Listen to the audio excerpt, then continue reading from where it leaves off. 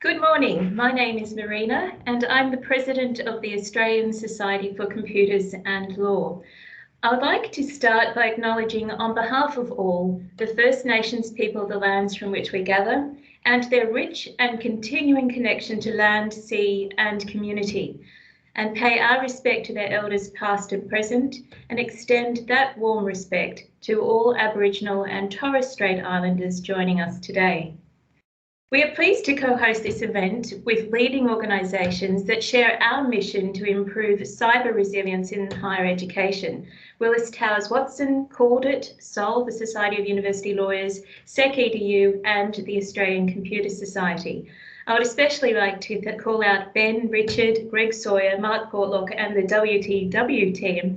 That is quite tricky to say in fast, WTW team, for all of their hard work in bringing this event together. In turn, we would like to thank our speakers for sharing their time and expertise, and of course, our generous sponsors, McGrath-Nicol. Your organisation has been attacked.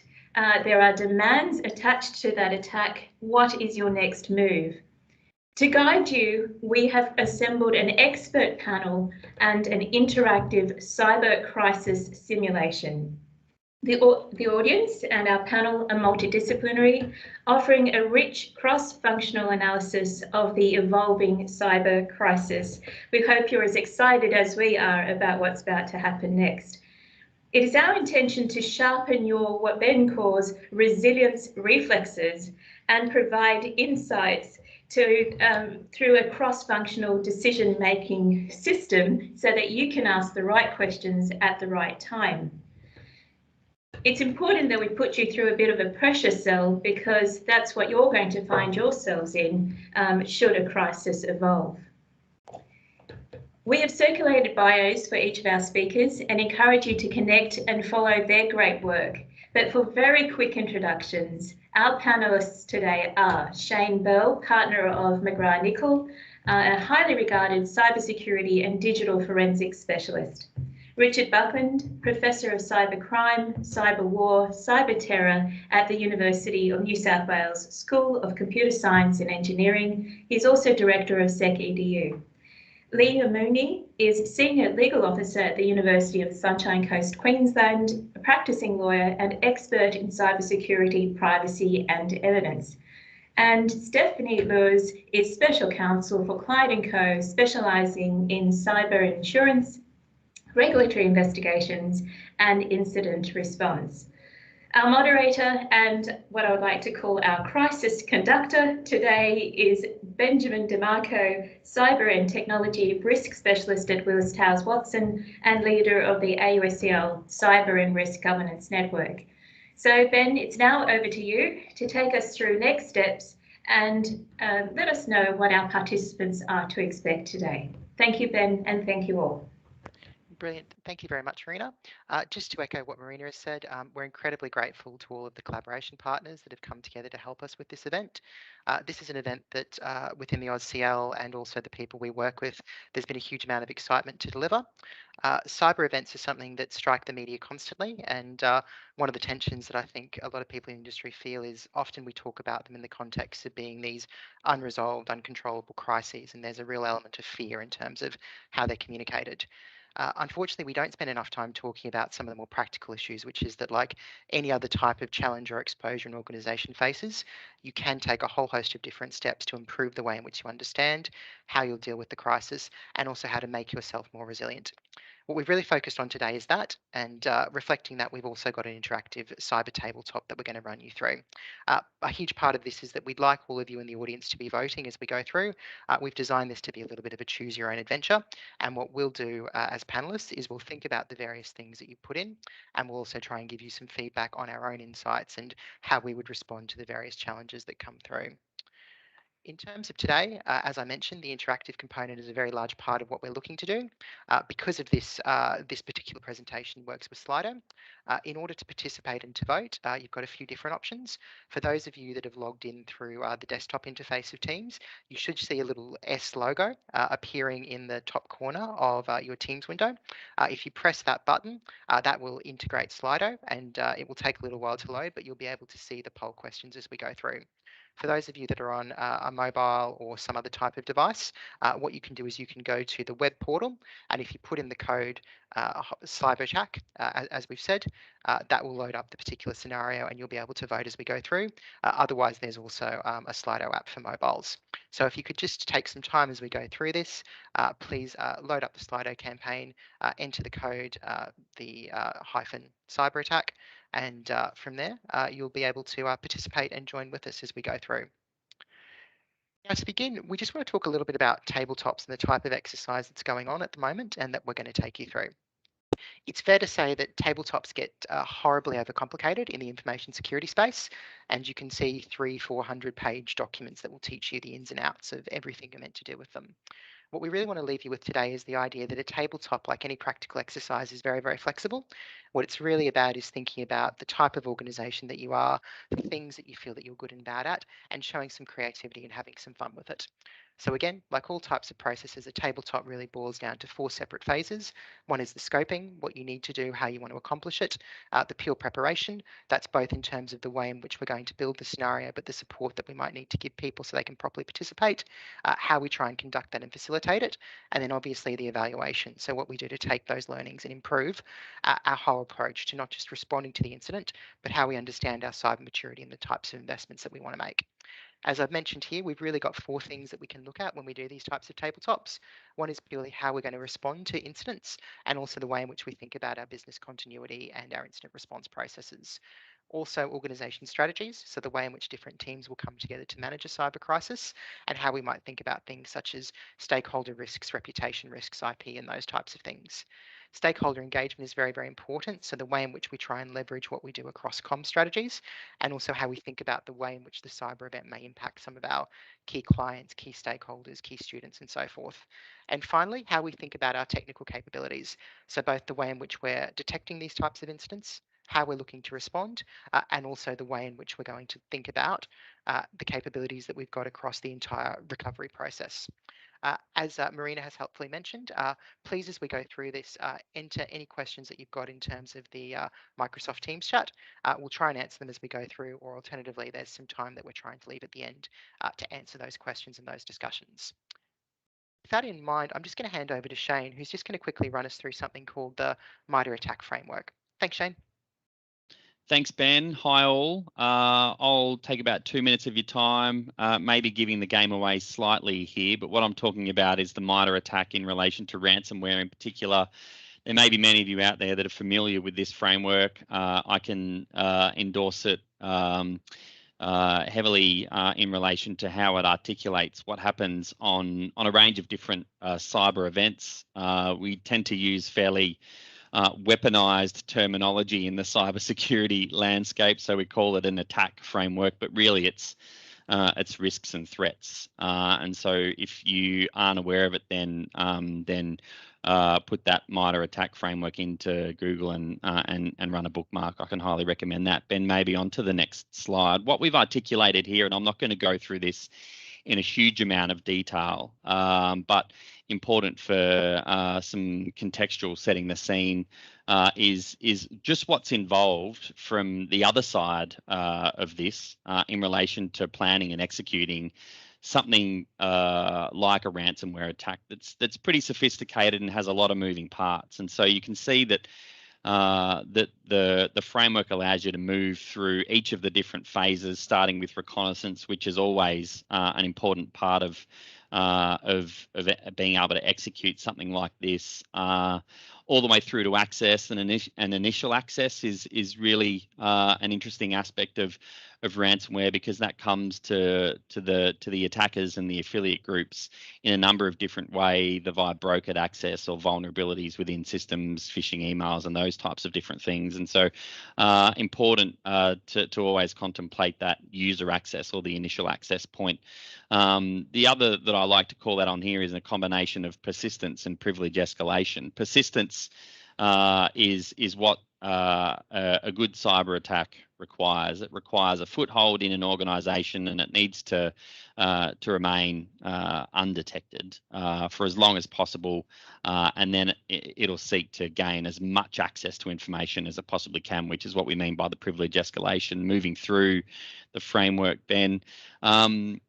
On this slide, again, obviously there's a whole range of things that are happening once inside the environment, around moving around your environment, discovering what the architecture of the environment looks like, etc.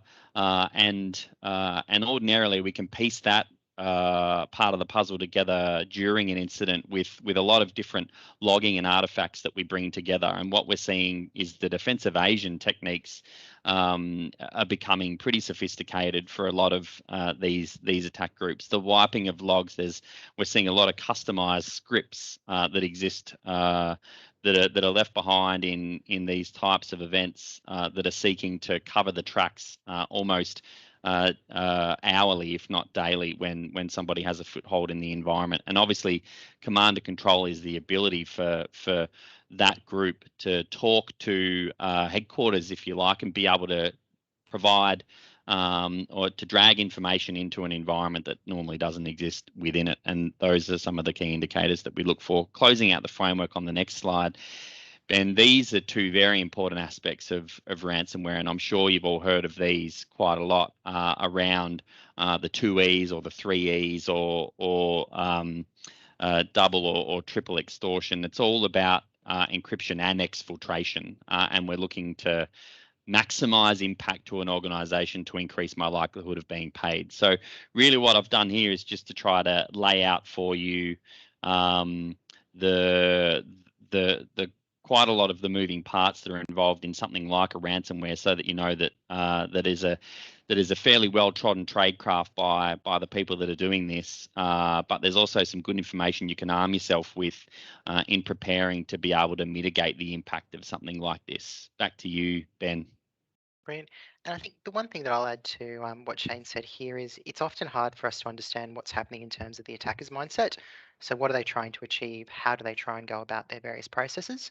And what Shane's run you through is really giving you the eye view of how they think about the world and what their obligations are, both in terms of when they try and make the compromise, but also the ultimate payload and the ultimate acts that they're trying to achieve. So just continuing, as I mentioned before, there's some Slido details which thankfully have also been put into the chat. And again, please make sure that you sign up. Please make sure that you're ready to go. And in about 5 minutes, we'll start going through some of the live polls and so forth that we're going to run through with you. Firstly, though, we're going to do a practice run through Slido. So this is just to get people familiar with using the app. And what we want to do is we want to give you a practice question that looks at particular information that's been shared about the current threat landscape in Australia. So the first question we've got comes from some information that the Australian Cybersecurity Centre released, looking at all of the different cyber attacks that were reported to them from 1 July 2020 to 30 June 2021.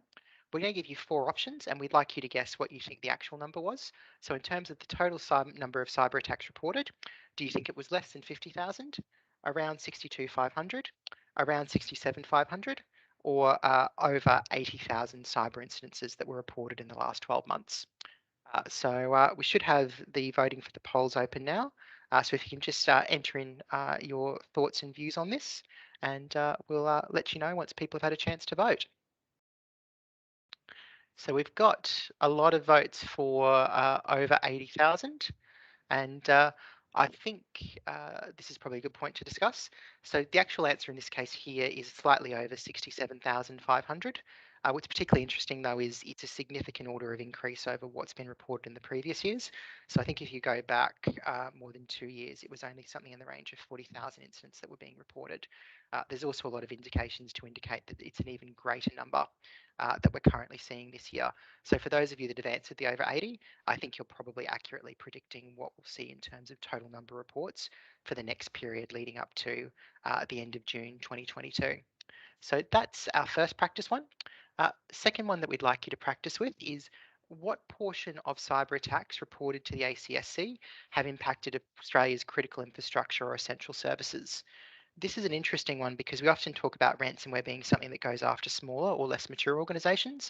But when we think about critical infrastructure, so very large organisations such as universities, infrastructure providers, energy, power, telecommunications, what percentage do we think is the number of cyber attacks in total that are made against them?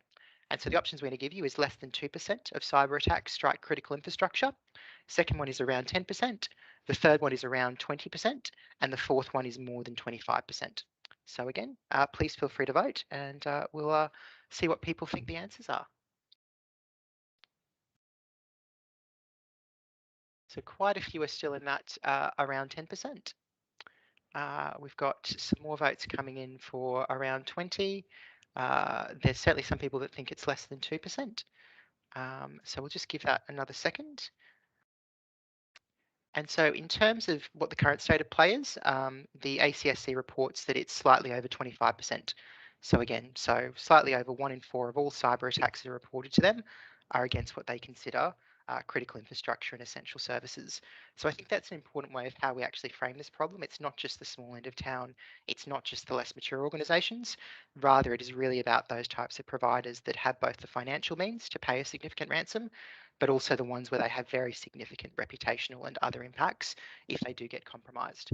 If anything, we probably think that figure will go up slightly higher over the next 12 months, just given the prevalence of publication and double and triple extortions. So that's our second practice one. And the third practice one we've got for you comes from some information that the Microsoft Security Intelligence has been releasing the last few months. And what they've been looking at is how do we think about different industries and which industries suffer the most malware attacks. So in terms of 2021, which industry do you think has suffered the most malware attacks? Is it financial service? Is it healthcare? Is it retail? Or is it education? So again, the polls should be open to vote, so please feel free to enter your votes. Yep, financial services, lots for healthcare. We can see it looks like retail is the bottom and education is currently third.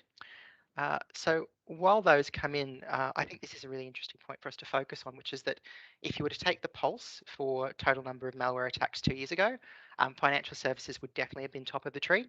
I think even probably 18 months ago, we would have seen either financial services or healthcare. This year, though, the stats have pointed to education. So education has had the most number of malware attacks, and it's by an order of magnitude. So it's almost double or triple times what's being reported in terms of healthcare and financial services. There's a lot of different views for why that's happening. Some people think that it's because of, in some cases, the difficult financial economics positions a number of education institutions have been in, and if that makes them slightly easier targets. Others have also said it's because we're focusing much more on IP. Again, education can be a very significant target there. And then the third one is also just the extent of data aggregation that a lot of these different education providers do. So actually the answer there is education, and it's education by a significant margin above any of the other industries. So those have been our practice questions. Thank you to everyone for voting. Now we're going to dive straight into the scenario. So in terms of the event objectives that we've got for you today, what we want to do is we want to give you a sense of what a real cyber crisis looks like and how you're going to try and respond or navigate that real crisis. We're focusing on difficult decisions and dilemmas that come up as we go through a cyber event. So you'll find there'll be a series of different points where you will decide what the next course of action will be, and that will also influence the way in which the scenario itself will evolve. What we're really trying to do is we want to give you an idea of the pressure that you face when you have a very complex cyber incident. The tension is often that you don't have quite enough information. You're making decisions in an absence of really having a clear guidance of whether this is the right or the wrong course, and also in a situation where different advisors can often come up with different viewpoints. And one of the things I think we want to leave you with today is it's the benefit of the discussion that you have. It's the benefit of sharing those different viewpoints and making sure that whichever team you work in across cyber events or responding or helping your organizations, making sure that you can have those discussions, you can understand the decision trees and the right processes to go through. So those are our event objectives. Now we're going to talk about all of you as attendees, who you are and what your role is. So all of you are members of the Business Continuity Group at an organisation called the ANZ Institute of Technology.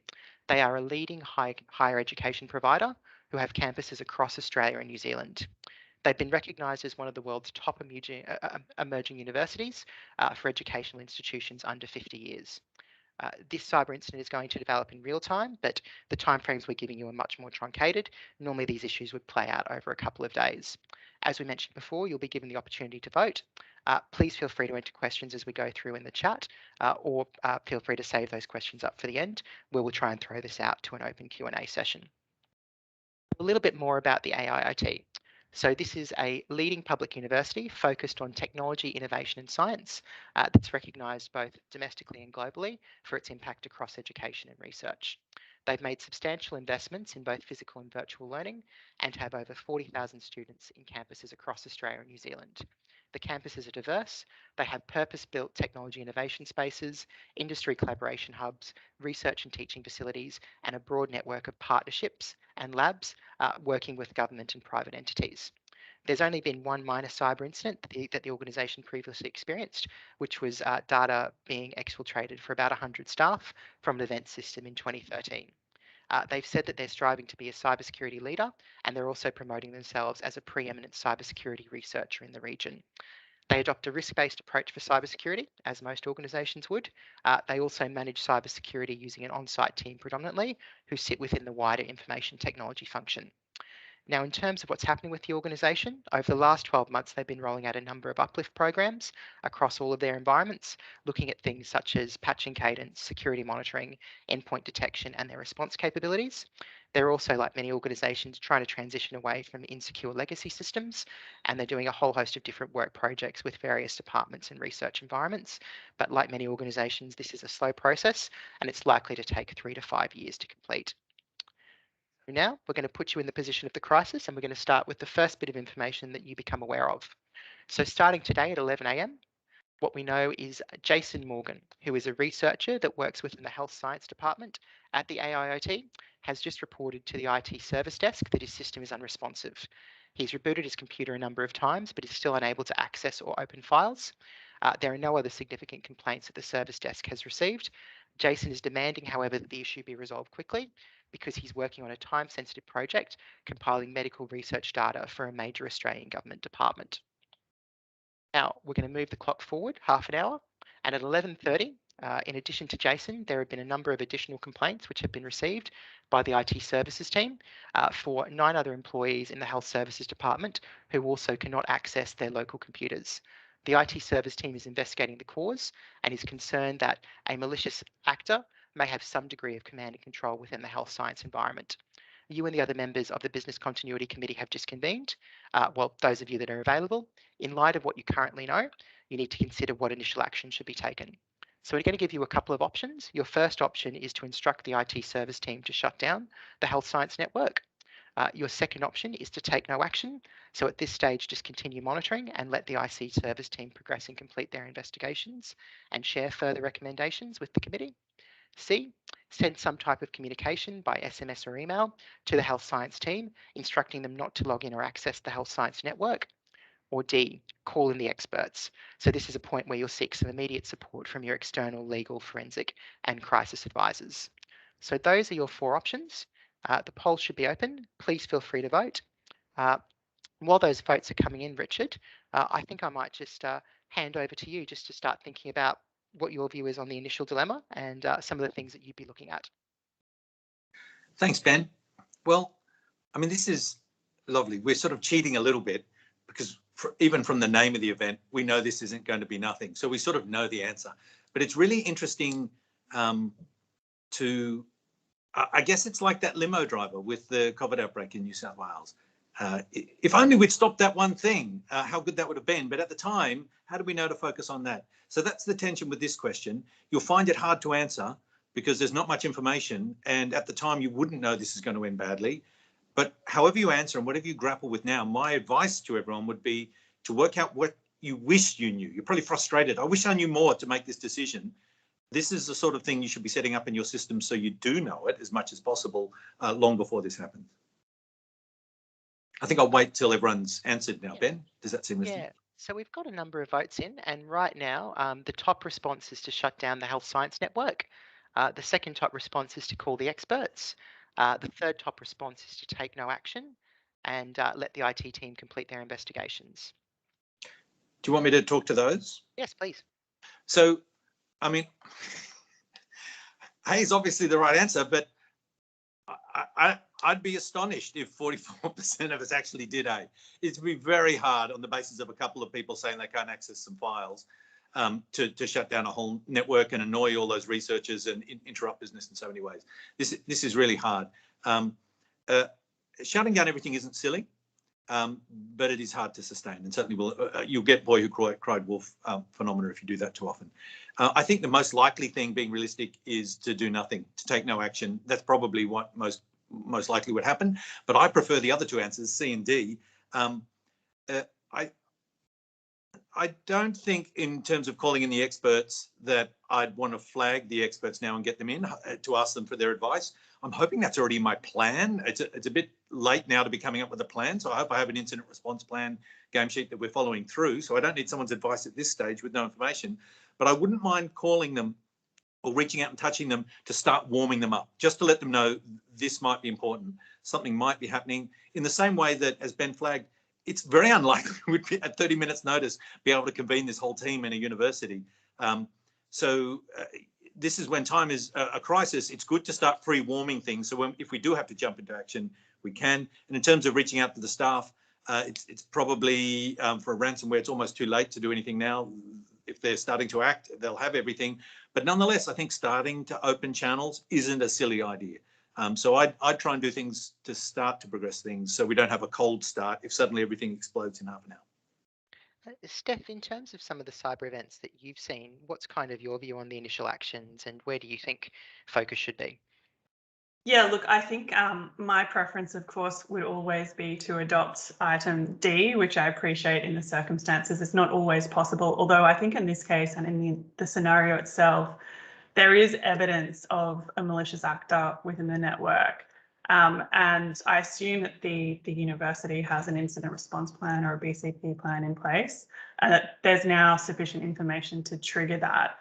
If the IRR plan is working as it should, then the university is likely to have several vendor engagements already in place that they can easily call upon. And that may include an insurance solution. So if the university has a standalone cyber policy in place, then it may have access to a 24/7-hour hotline that it can call, and it can tap into some of the vendors that the insurer has ready to go on standby, and can fill in any capabilities that the university may not immediately have to hand. And I think to the point made earlier as well is that they can help sort of guide that initial 24 hours, I think, and to have that input sooner rather than later, I think is best. I think the other point to make, and I'm sure we'll come back to it shortly as a scenario unfolds, that having that forensic IT expert in at a very early stage when there's knowledge of a malicious actor within the network is extremely helpful. And the reason I say that is we often see forensic artifacts lost in that initial phase. So I think having those experts involved really early on is important for that reason. As to the legal piece, or a legal expert or a breach coach as well, they can help manage those initial internal comms. So you may be looking at sending communications to staff to tell them that something's happened, we're investigating, something of that nature. And you want those communications to be consistent as the incident unfolds. So I think having those experts on hand is really important at an early stage. I think the two bits that I'll add here, and I'm actually really pleased that people here are contemplating whether we need to shut down the network at an early stage. Certainly there was a view from a lot of practitioners 2-3 years ago was, well, someone's in there, we need to just be watching them, we need to be monitoring them. And the idea was, yeah, no, we don't shut down until it's a bit of a decision of last recourse. And I think the tension that you run into, particularly with ransom, is there may always be a data exfiltration aspect going on, or there may always be some type of aspect of elements of the attack chain and the payload that will cause more damage. So I think you do need to actually have that concept further in front of your head, and you do need to think about that as a potential option. The two other things that I'd add to is, as Steph has said, the way in which we think about communicating to staff and impacted individuals when we have a cyber event, early communication is good, and we'll look later on at some of the tensions that happen when those communication failures happen. But also more generally, I think this is one where it's very good to just be having those discussions with the IT team. What do they think? Where are they worried about how this might go, how it might develop? Do they feel confident in terms of leaving the particular health science network up? What are some of the risks if it stays up? Having all of that type of context is very, very important. I'm not sure if you had anything to add there, Shane?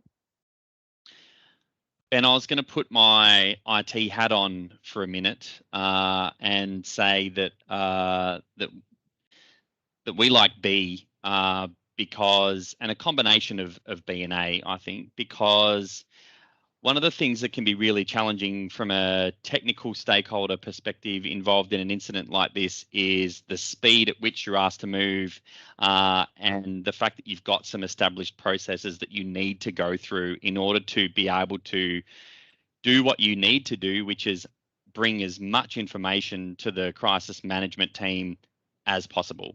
And so there is this ebb and flow, or this knee-jerk reaction that is to go hard early, and I completely understand that. But also, there's an element of trust in process, trust in the IT team, because they're going to give you some valuable information if you just give them a bit of time, or allow them to call out to you if they're capacity constrained. Because if they are capacity constrained and they can't deal with the issue, or they've straight away put it as a P1 within the IT environment, then that triggers some other things. So be friendly to your IT team is what I can say, because you're going to need them as this thing unfolds.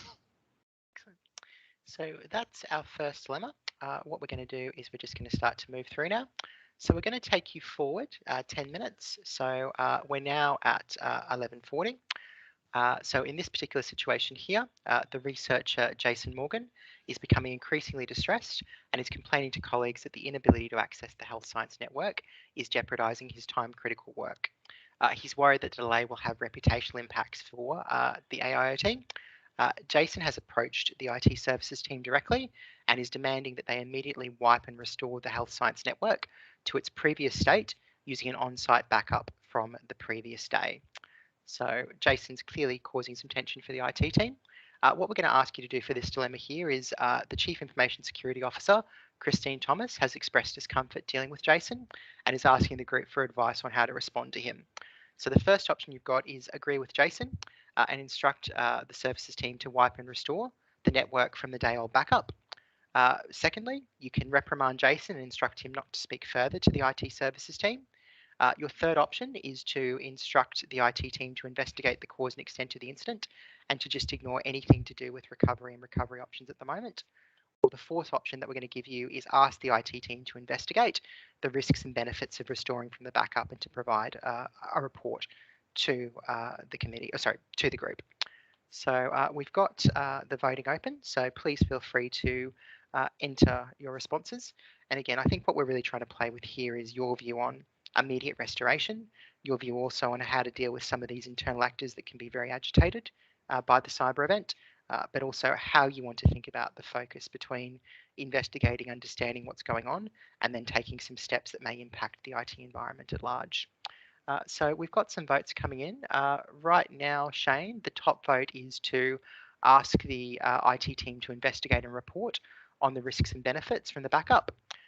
And we've also, the second top option is for the IT team to just ignore recovery and to just continue focusing on the cause and extent of the incident. So I'll hand over to you for your comment, Shane.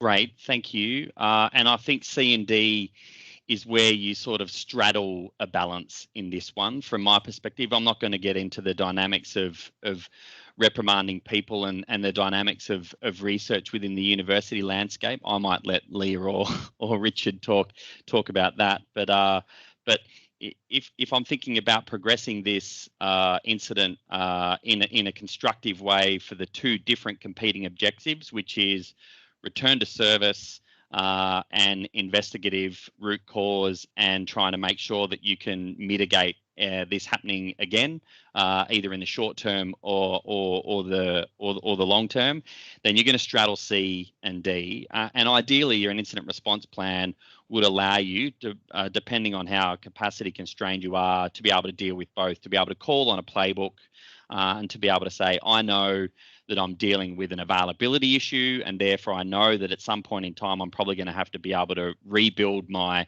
system and my data landscape, which is D. And equally, I know that I'm going to have to get to the bottom of what happened, which is C. And so I think you'll end up straddling those two and working on the dynamics. And so in my experience, if you can make some progress with those by streaming and some concurrent activities through the incident response landscape, then that's a pretty good place to be. Leah, just throwing over to you now, what's your view on next steps here? Ben, I've got to say that I'm having a lot of trouble viewing Jason as a fictional character. This is a very realistic scenario. And at this point, I've got a lot of sympathy for Jason, and I think that's reflected in the survey responses from the university sector representatives who are here today. This particular research, from what we know, would have been extremely hard to win. It's time sensitive. There would be a lot of funding associated with it for the university. So I do understand the tension and where he is coming from.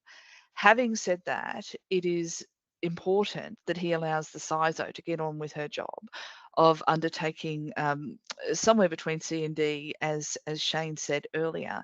So perhaps in practical terms, the way to deal with this is to have someone senior from within research, such as your Deputy Vice Chancellor of Research or a Dean, who is able to work with Jason to talk about how the project might be progressed offline, and whether there might be some communications with project partners, which obviously wouldn't reveal the issue at hand here, but that would potentially give us some breathing space to be able to do that.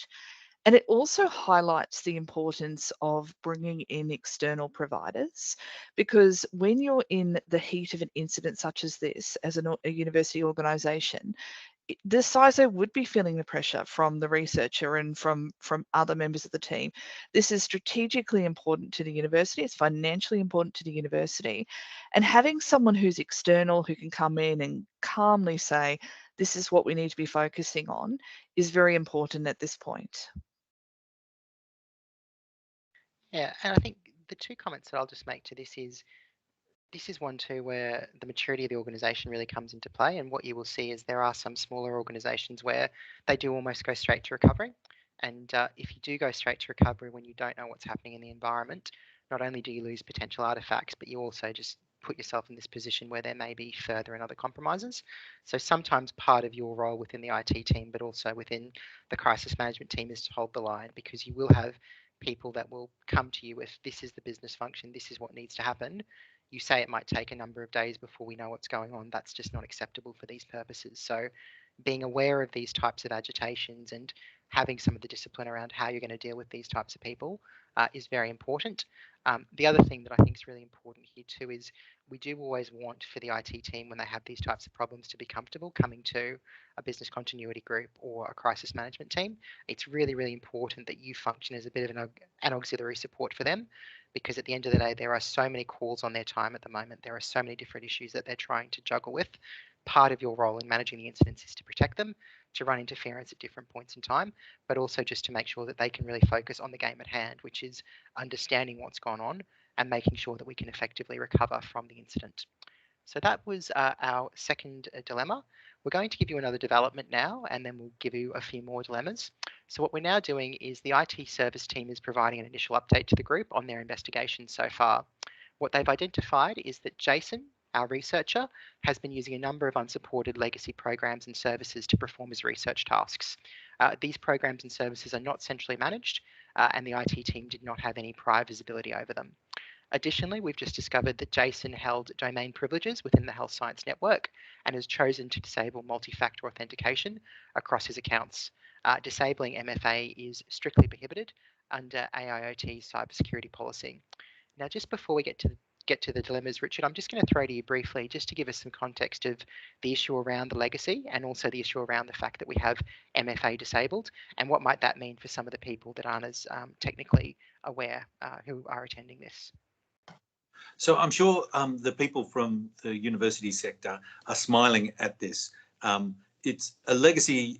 Here we essentially mean they've used their own stuff, or they've used old things, or they've just used things that aren't under central control. And in a business environment, that might be hard and to understand that that can be the case. In a university, I would hazard a guess that that's just normal, that that everyone's doing their own thing at 100 miles an hour with virtually no support or money on the smell of an oily rag, with great incentives to just get results quickly. So, and often developing cutting edge software or things that were cutting edge years ago and have continued to use. So I think universities are littered with legacy software, and it is a real challenge to administer centrally and to assure the security of it. And probably solutions to dealing with that, rather than banning it, would involve segmenting it or limiting the consequences of it being compromised. And similarly with MFA and the policy, MFA is multi-factor authentication. What that means is an attacker has to do more than just guess your password to get control of the account. It's a slightly higher barrier. Given that most people pick weak passwords, attackers can often get in just by guessing passwords. If you try and guess the passwords of everyone in the university simultaneously, you're bound to find 10% have a password that's can be guessed within a microsecond. So, but if MFA is turned on, then that still doesn't help them. They've unlocked one of the challenges, but there's another challenge to stop them getting through. And I guess the challenge here we've got is, and this is faced by airlines, there's a thing called just culture, which is, how do we get to a position where we have a policy that requires MFA, which is a wonderful policy to have, and someone has critical accounts which are put in great risk if they don't have FFA turned on, which is what we've got here, and yet somehow we don't know about it. We've sort of got a policy that requires people to do things that they have the power to not do. So how can the person have the option to turn it off? If they have the option to turn it off, how can we not know that a lot of them will turn it off, just like a lot of them will pick bad passwords? So why don't we have an auditing and monitoring process in place? So there's a bigger sort of cultural and systemic question here to think about, rather than just the last mile, the actual person that slipped up. But of course, the person that slipped up has potentially caused us quite a big problem. So just moving on now, we're going to go to the dilemma that you as a group will need to work through. So based on what the IT service team's told you, what action do you think should be taken? So in this particular situation here, you can take no further action. So even though there is this MFA and legacy problem, we don't think this is fundamentally changing the risk. So that's your option A. Your option B is yes, immediate disciplinary action should be taken against JSON. Your option C is yes, the incident should be classified as a major suspected cyber event, and AIoT should shut down or prepare to shut down any potentially impacted parts of its network. And your last option is to isolate the affected servers from the rest of the network and continue investigating. Now, why those answers just come in, Richard, could you just give some context on what we mean by isolating the impacted servers? Yeah, so rather than turning the machines off, can we just disconnect them from the network in some way, physically or virtually? Physically safer if you can do it. It's harder for the bad guys to get around. So that although they might be still compromised, they're not responding to command and control, so they can't escalate or change what they're doing unless they're on a self-timer. And importantly, they can't be used as a staging post. So often people will compromise normally people compromise one part of the network, an easy to access part, and then from there they jump to another and another and another and another, moving around the network from staging post to staging post. If you isolate the staging post, you're slowing them down. It's again, there's an obvious vaccine sort of analogies here. This is physical distancing. And so we've got some responses now, and we've got over 88% who say just isolate the network and continue investigating. And then we've also got now about 15% that are saying the incident should be classified as a major suspected cyber event, and we should be preparing to shut down potentially impacted parts of the IT network. So Richard, I'll just throw it over to you just in terms of how you think about responding to the dilemma. I really like these answers, by the way. I'm really pleased that the audience is going this way. In particular, not taking immediate action against JSON, I think it's a wider problem than that. I think that's a distraction, though in a crisis, it's always nice to find someone to blame and get angry about. I think it's much more mature and professional to think bigger than that at the moment. Maybe we can think about those things later on. I'd actually myself go for A. I don't think there's any more new information that's come in here. I assume that there are legacy systems everywhere, so finding that JSON has them doesn't change anything. And I assume that people, if I'm in an organization that allowing people to turn off MFA and not monitoring it, I assume that it's turned off all over the place. So hopefully my earlier responses have already taken that into account. I wouldn't want to suddenly be thinking about that now. So C and D, which I think are great things to do to start getting ready, I'm hoping they've already happened, that they're in the plan and we're already well underway. But certainly if we haven't, then this could be a good reminder that actually we need to take this seriously, that there is a non-zero chance that something quite profound is happening. Leah, just over to you. What's your impact on this dilemma and how would you address it? Look, I agree with Richard in relation to his comments around legacy systems. Shadow IT is a common issue in the sector. Realistically, universities are complex organisations. There are a number of staff and students who are undertaking different projects, and it's unrealistic to think that shadow IT can be banned altogether. Controlling it in the ways that Richard suggested is the better approach. I agree. I am concerned about the disabling of the multi-factor authentication. That is, it's an important security measure that's extremely difficult to implement in a university environment. So I feel for the university it's gone to all this trouble to implement this system and then have our rogue researcher disable it. I think the answers reflect that the majority of attendees today are still thinking that it's probably not disciplinary action against JSON where we need to be focusing our attention. By breaching the university cybersecurity policy, we're probably starting to stray into staff misconduct. So you might start thinking about warming up HR for, maybe a bit of a chat, a bit of a fireside chat with JSON rather than anything more formal. But the important development here is if JSON has been disabling MFA, what else has he done? And what does this tell us about how whatever is in our systems has got into our systems today? Yeah, and I think the 2 points that I would add to that as well is, again, how we actually manage JSON is becoming a significant part of the incident overall. And so because of that tension, we probably do have to divert some of our energy within the group to that particular point. And again, that's not something that's got a pure technology aspect to it, but what he's done and the way he's behaving is having a much wider impact. So again, it just shows that cross-functional and that multidisciplinary view that we have to have.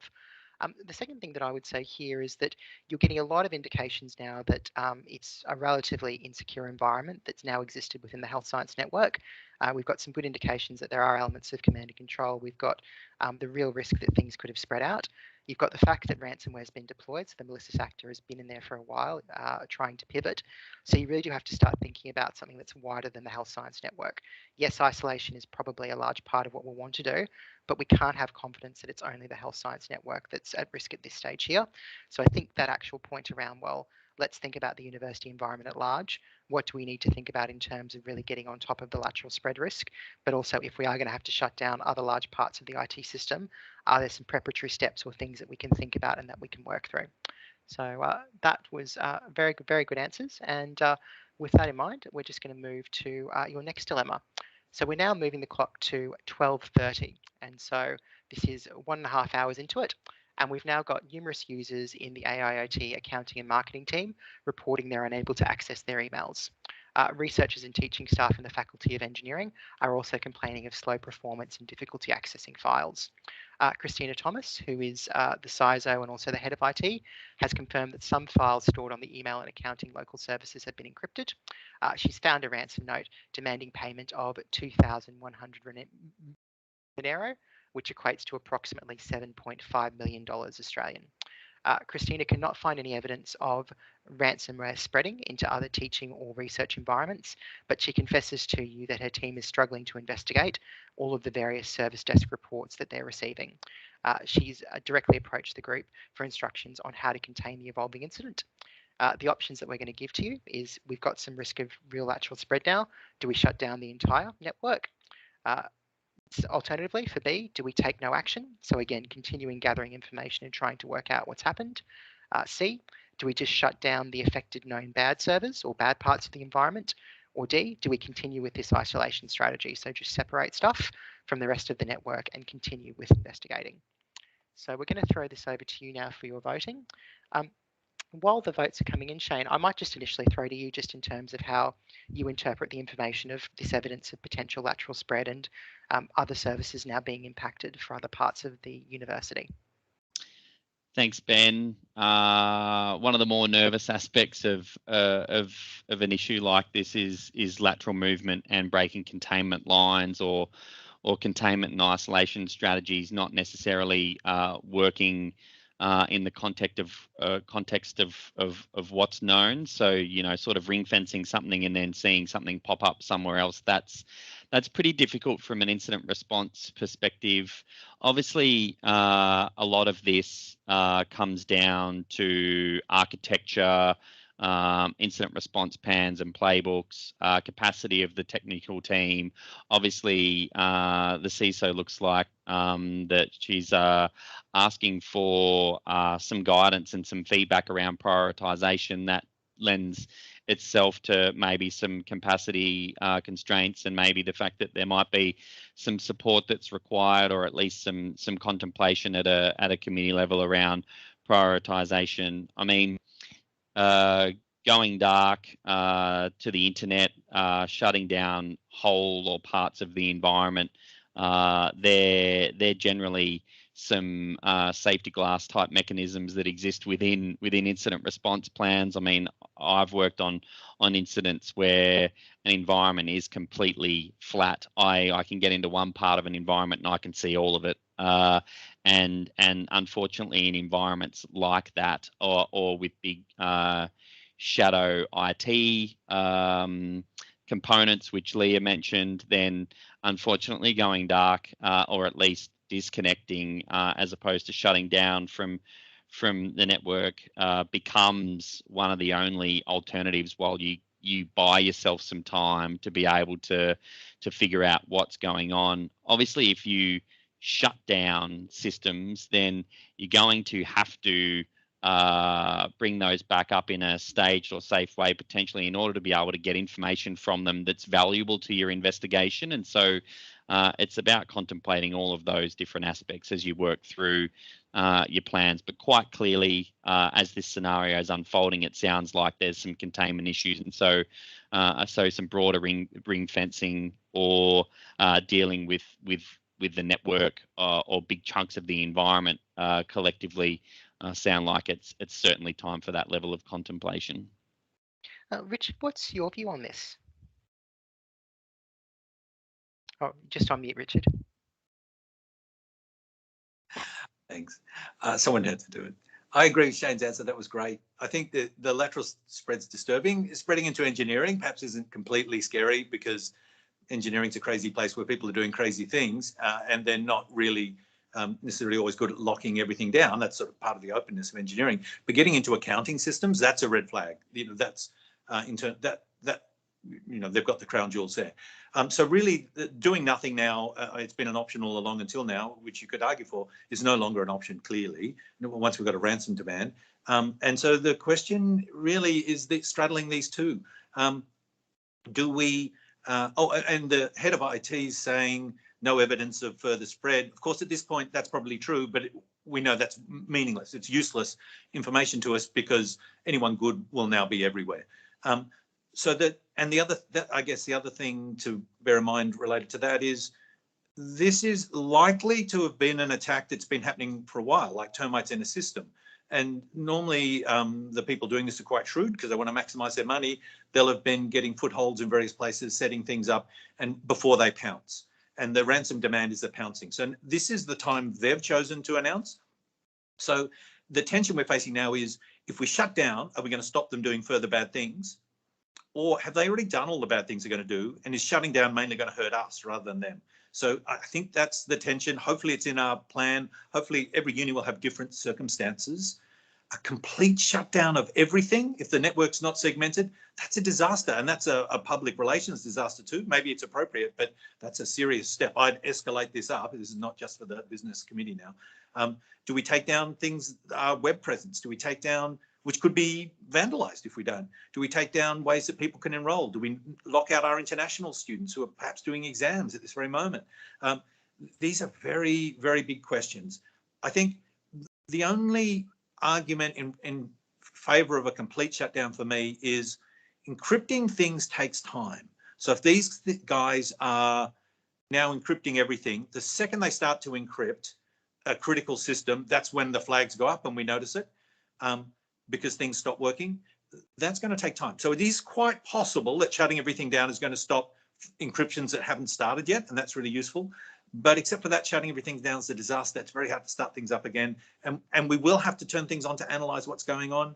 And they probably are communicating with the servers quite a lot now and poking around to see what's happening. They've got a presence there, which is forensically useful. So I'd be very tempted myself to go for the not shut everything down. That's a nuclear option, but isolate everything like crazy.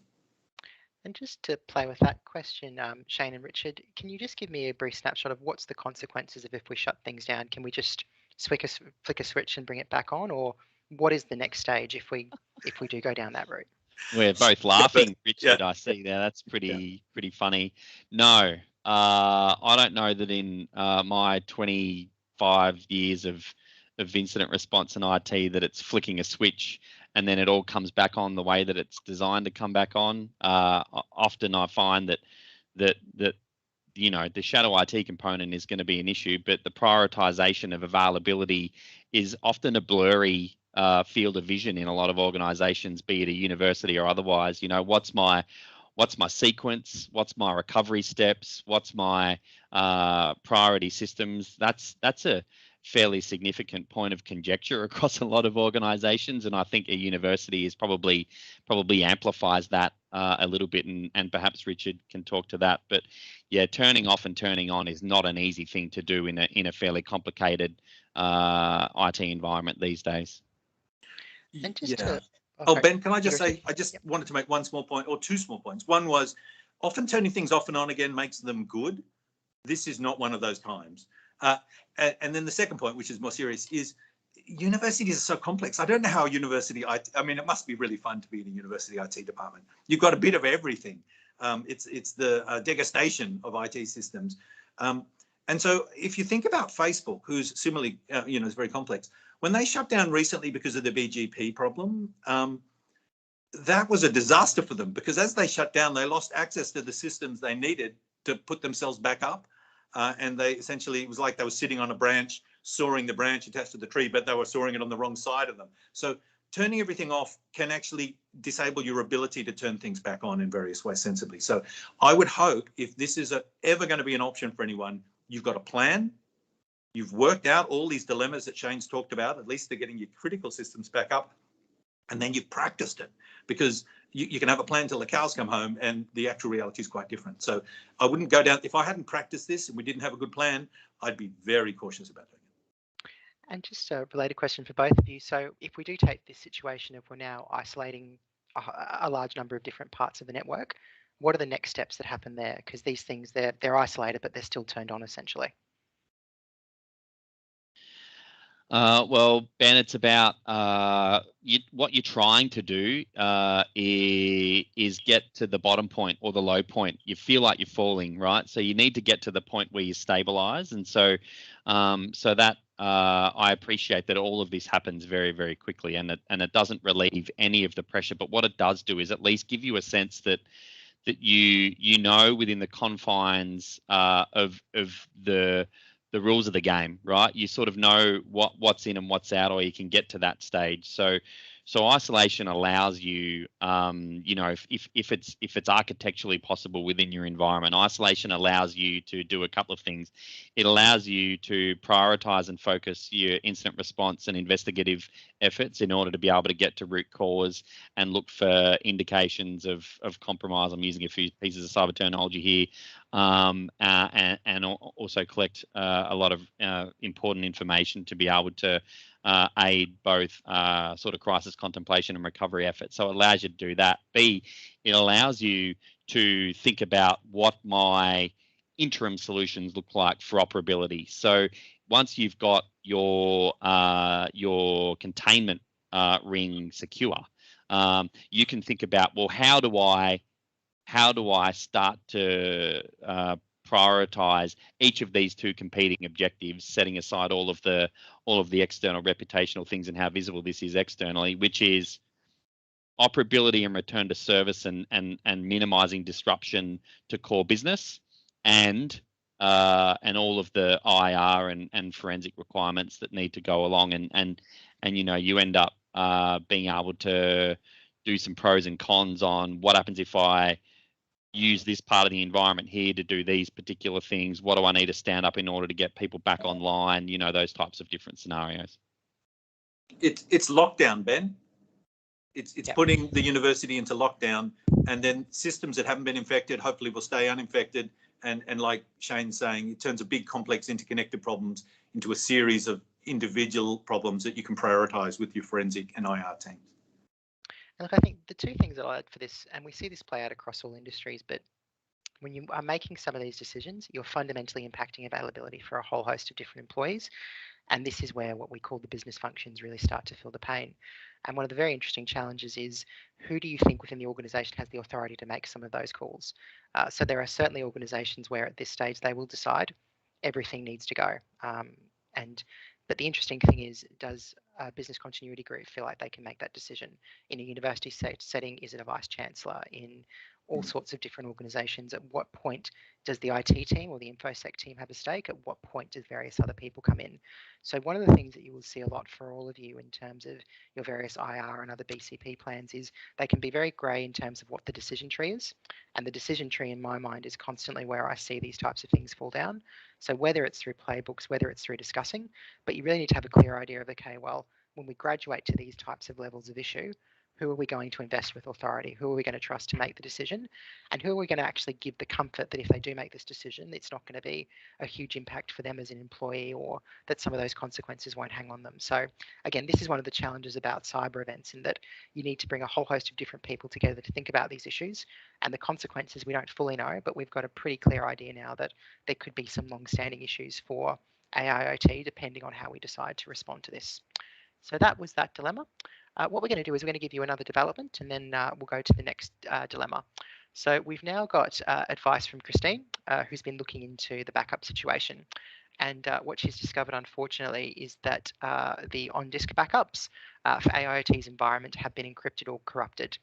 Fortunately, though, there are off-site tape backups that AIoT also does, and these appear to be available.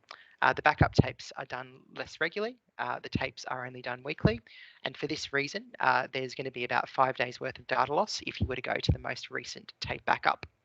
Now, the IT team's current view is only part of the environment has been compromised, but they do acknowledge that they can't be sure whether attackers may have compromised other systems they're not currently aware of. If the environment is restored from tape, it may take up to 18 days to recreate the environment. If, however, we're only looking at the known bad systems and we focus our restoration process on that, it's only likely to take 5 days of restoration. If, however, we pay the ransom, and in this case here we get valid decryption keys, the environment could be restored in as little as 2 days. Just before we move on to the dilemma, Shane, I should probably quickly throw to you just to explain what happens when we think about paying a ransom, and what do the decryption keys actually mean, or what do they do? Thanks, Ben. So the decryption key, it's a thing. It's an executable program that allows you to be able to essentially unencrypt or decrypt the affected parts of the organization. A lot of attackers give you a sample level of access to the decryptor in order to be able to prove that it works on the strain of ransomware that exists within your environment. So the decryptor is an actual thing. It's not actually that easy to run within an IT environment, and in my experience, pretty poorly coded. So let's just, I mean, it's suffice to say that as ransomware affiliate groups or cybercrime gangs or whatever you want to call them, the customer experience around being able to use their decryptor is not top of mind for them, and they're certainly not taking feedback on whether that decryptor is up to your liking or not. They haven't ordinarily debugged it or anything like that. I'm using a bit of technology terminology. So I guess what I'm saying to you is I've seen it where it works in part. and then you require a level of technical expertise to be able to navigate your own environment to make it work fully. What's a practical example of that? Well, I've seen a practical example where you ran the decryptor, it didn't do hidden files or system files, and so therefore when you thought you'd run the decryptor, it gives you a log that says success, and then you sort of go live on that environment, and in fact it's not success and it gets locked up again. So so the decryptor isn't always ridiculously reliable and still requires some work in order to be able to use it in your environment. I think I might defer the, to pay or not to pay and ransomware type stuff as we sort of progress through the scenario, Ben. Great. So what we've got now is we're going to take you to the next dilemma. So you've been told, obviously, it's going to take a long time to rebuild the whole environment. You've also been told about the option of paying the ransom and getting the decryption key. So we're asking you in terms of what next steps the group should take and what instructions they should give to the IT team. The 4 options that you have is you can tell the IT team to take no steps to restore the network. So at this stage here, just continue investigating what we know. You could instruct the IT team to rebuild the entire network from tape. Again, the estimates are this is 18 days worth of business interruption, assuming things go well. You can instruct the IT team to only rebuild the known bad systems. So anything that we think hasn't been compromised won't be rebuilt, and that will result in a shorter recovery time frame of 5 days. Or D, we can look at whether we pay the ransom, get the decryption keys, and if things go well, we might be back up and running in 2 days. So the poll voting is open for that. While those votes are coming in, Leah, I might just throw to you initially, just in terms of your thoughts and some of the issues that we've got around business interruption and paying ransoms. Sure. I do understand the appeal of the 2-day shutdown. I understand why people are tempted to pay the ransom, but the general starting point is the ransom should not be paid unless extenuating circumstances apply. And it certainly shouldn't be paid without conducting due diligence. Do we have any intelligence, Ben, on who the particular ransomware, what strain of ransomware we're dealing with here? That's a very good point. So we have confirmed in the scenario that it's Revel, but we don't know about what's particular strains involved at this stage. Okay, so Revel, back from the dead. So Revel is short for ransomware evil, and has apparently been shut down by US intelligence agencies, but we're still seeing some evidence of it being around. So paying the ransom in this instance would be a high-risk option. There are legal considerations, but I'm going to defer those for the moment and just talk to some practical considerations. So Revel is a ransomware strain that's known to have an exfiltration capability. So when Shane was talking to the Mitre attack vector earlier, this data is gone. Data has probably been stolen. I know that we're looking at this in terms of business interruption and restoring systems, but the data's probably gone, and we need to bear that in mind when we're considering this. So even if we were to get a decryption code that worked, that allowed us to get our systems back up and running, we've lost our data. And what are the consequences of that? And that's going to lead to considerations about, did the data include personal information? Have we got obligations under notifiable data breaches schemes? So on and so forth.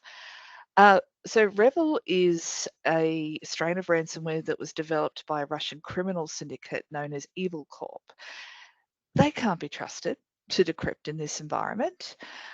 Further, does your university want to be creating a revenue stream for this known criminal syndicate?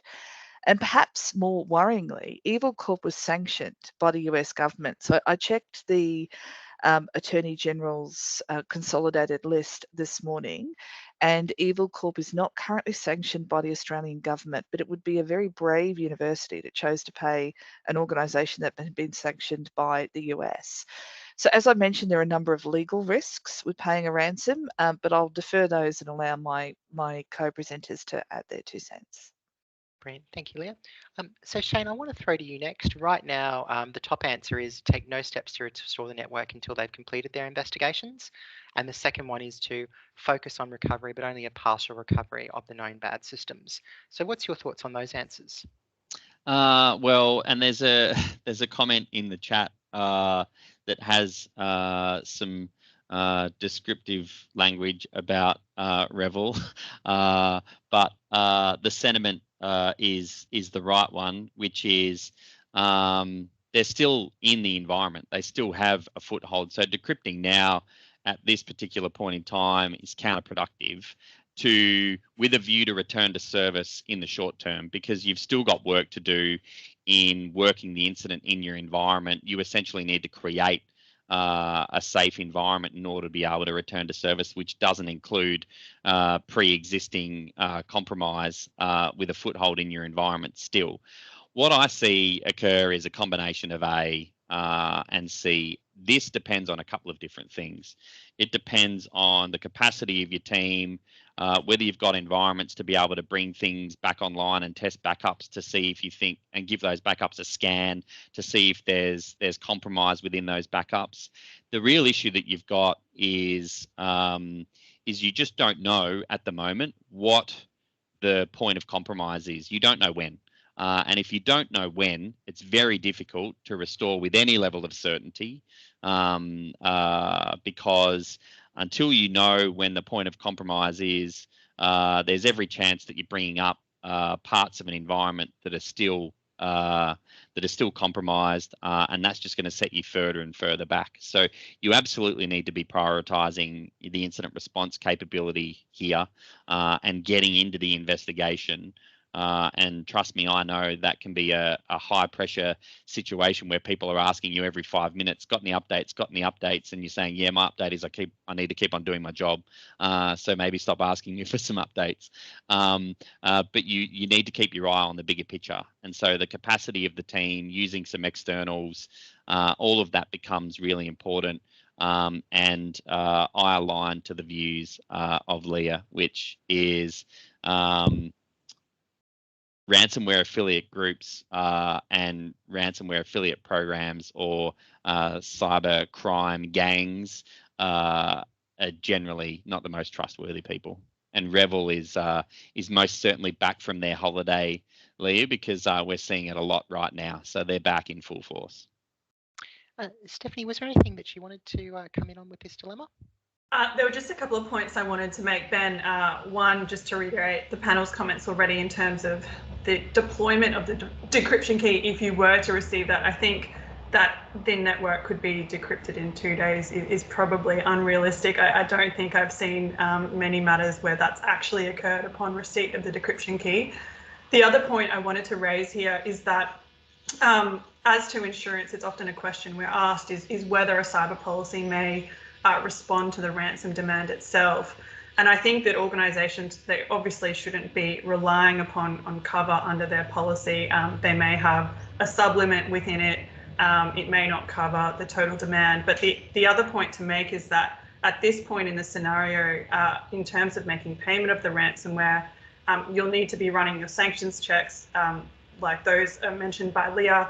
But your insurer will also need to run their own sanctions checks. And often the due diligence that needs to be undertaken includes looking at the Bitcoin wallet ID up to the point of payment, because that can often change throughout the negotiation process. So it's unlikely that your insurer will be in a position to confirm reimbursement or cover at that immediate point in time. So I just wanted to make those brief points on this issue. Great, thanks, Steph. And I think 2 quick ones from my side is that sometimes the fact that we have a backup available, there's obviously a temptation to think, well, that's a safe backup and that's where we should definitely go to. But any form of relying on backup when we don't understand the root cause is very dangerous. There is no confidence that the tape from 1, 2, 3, 4, 5 weeks ago is safe. If we're restoring from a tape that's already been compromised, then we have a number of the same types of challenges. And sometimes there are malicious actors that will deliberately leave these types of tapes available because they want you to restore from tape so they can potentially get you again. So we've just got to keep in mind some of those psychology elements. And the second thing that I'd just say too is it's always very tempting to just be thinking about the business interruption and to just be thinking about restoration and recovery as soon as possible. But if you don't know root cause, if you don't know what's happened, if you don't understand what all of those pieces and building blocks are, you're almost setting yourself up for failure. So sometimes one of the hardest things here is actually just holding the line and just generally saying, we do just need to continue our investigations. It's not an easy issue. Organisations of all sizes and shapes struggle with it, but it is one type of situation where if you can maintain that discipline, and particularly if you can just continue focusing on what is the prize here, I need to know what happened. I need to know what's gone on so that I can come up with an effective triage strategy. That just gives you the most possible ability in terms of when we get to that resilience decision to actually be making some of those right choices. So that is that particular dilemma. Now we're going to move on to the next development, and our good friend Jason is being helpful again. And so what's happened is he's been observed walking through one of the industry collaboration hubs at the AIoT, and he's asking colleagues in that hub if he can borrow their laptop. When questioned why he needs to borrow another colleague's device, he's advised that he wants to access a backup file, which he saved to his personal Google Cloud account so he can complete an urgent research project. As this request is unusual, colleagues in the collaboration hub have reported Jason to the IT services team and to the group. So we're going to give you another dilemma here. And so based on the fact that Jason is trying to borrow someone else's laptop from another part of the university, what steps do you think the group should take? So your options are agree to Jason's request. This means he can complete his work and won't be interfering any further with us in the IT services team. Your second option is you can agree to Jason's request, but tell the IT services team to supervise and process and check any files which Jason wants to access. Your third option is to demand that Jason stop and give him a formal warning. He's breaching the acceptable use policy in the fact that he's trying to use another colleague's device, and also he's trying to save external copies of university research data. Your fourth option is to instruct Jason to immediately delete any personal copies he's made and to essentially delete anything he's taken from the health sciences department. So those are your options. We're just going to throw this open for people to vote. And I think while we're waiting for the votes to come in, Richard, I think it's good to just get some of your observations on this, Jason's behaviour, and what do you think some of the key tensions are? Jason, I agree with Leah before. You are familiar, my friend. I think, look, so I've got to say, I changed my thinking about this over time. My initial reaction was, this is a distraction in a time you don't need distractions. Certainly it's a bit complex because unis are complex beasts and data is complex.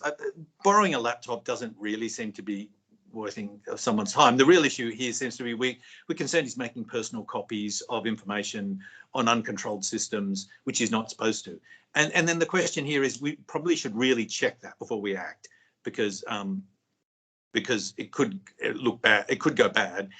We don't know who owns the data. Is it external data from external parties? Is it uni data? Does he actually have IP in the data? Are there requirements or constraints on the data that mean he can do this, or he's in fact required to do this? So before we jumped and did anything, we should certainly check that so we don't look stupid. But the real change that happened the more I thought about this is it's to do with timing. At the very time we don't want to think about anything else and focus on this crisis, bad guys view it as an opportunity, and Murphy does too. Never waste a good crisis. So we saw that with the Twin Towers. As people were rescuing and the emergency responders were racing around, criminals were racing in underneath, apocryphally, to steal things from stores. When there's bushfires and people are evacuating, other people are going in. In a time of crisis is a time of opportunity. And his actions here might be emblematic. There might be a whole lot of people now motivated and rushing to do things, especially as we're partially shutting down systems or our attention's turned away. A lot of bad things might be happening. So I think actually it is quite good to think about what we should, this is probably something to think about in advance, but what are we going to focus on here? What are the risks that might happen when we're distracted, and how can we mitigate or control that in some way, probably with user education policies and actual controls, you know, and that should inform how we shut down things. We just don't want a time of crisis to be a time of opportunity. And when this is over, we've solved the ransomware, but something far worse has happened. You know, we've lost a database with children's addresses on or something like that. Yeah, so actually I do think this is worth thinking about quite carefully. I'd love to know what you think, Leah. Thank you, Richard. And look, I think that the views of participants are also changing. So in our initial questions relating to Jason, the least popular answers were those calling for disciplinary action, whereas the most popular answer now is that he be immediately stopped and formally warned that he's breaching the acceptable use of IT policy. I'm beginning to suspect, Richard, that Jason hasn't read the acceptable use of ITC policy.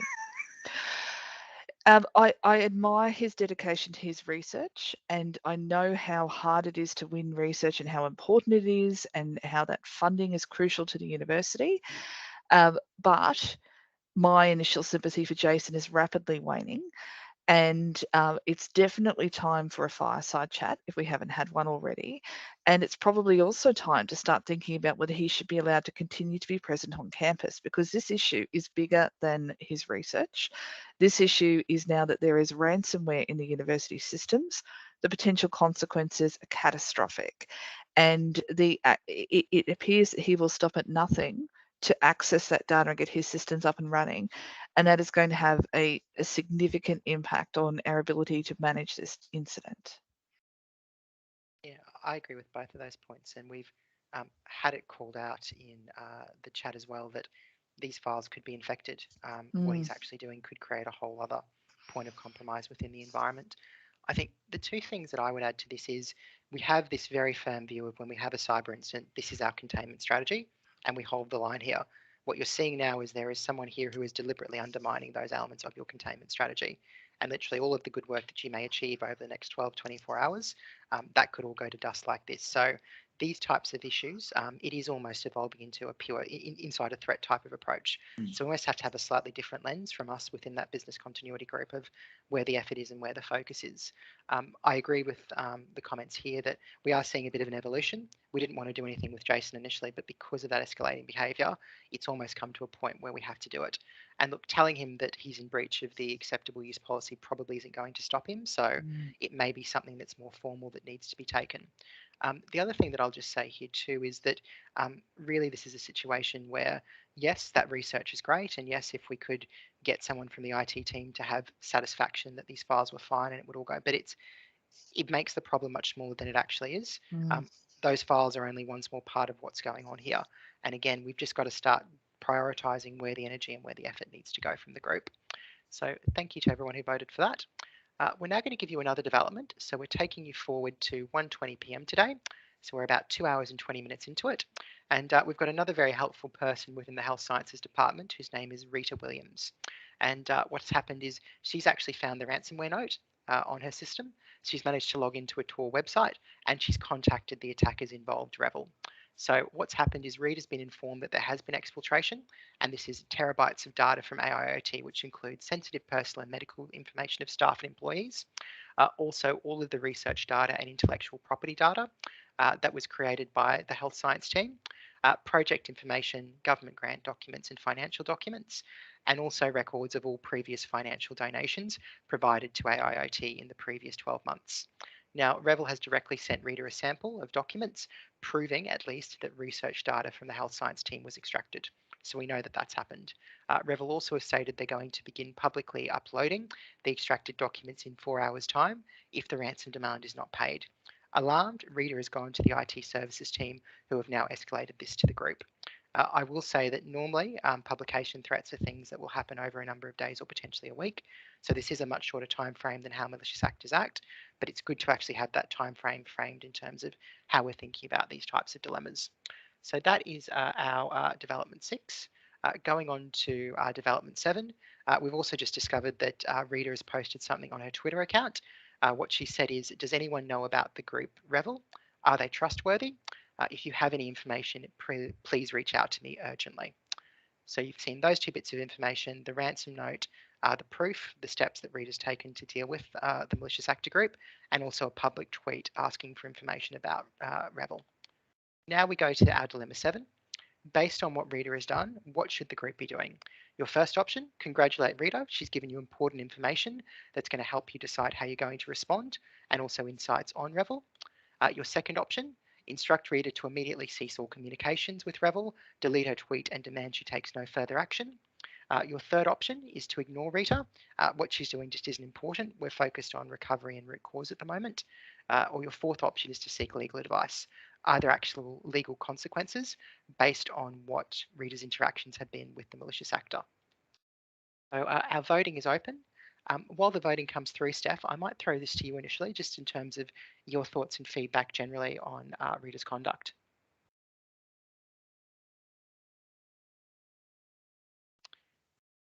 not sure if you're there, Steph, but if you aren't, Leah, can I just throw this to you and just get your thoughts? Sure. I think we need to. think we need to put an additional chair beside the fire for our fireside chat here. Rita needs to join the fold there. Look, she has absolutely done the wrong thing here, and probably without authority. As far as the legal consequences of engaging with malicious threat actors are concerned, as we mentioned earlier, we're dealing with a criminal syndicate here who has been sanctioned by the US. There are a number of legal risks of paying ransoms and also of negotiating with. Oh, Steph's back. I've just set the scene for you, Steph. No, please continue. I've been listening. For some reason, I could hear but couldn't speak. So there are a number of legal considerations and legal risks. We mentioned that they're a criminal syndicate, they're a sanctioned organisation. So in Australia, while they're not sanctioned in Australia, it would be very brave to be negotiating with an organisation that had been sanctioned by the US. This is of great importance to the Biden administration, and they have been using their sanction powers not only against organisations behind REvil, but also in relation to blockchain wallets and other providers used to make payments. So there's potential risks there in relation to laws on not engaging with sanctioned or terrorist organisations. In Australia, we do have laws that prevent us from doing so.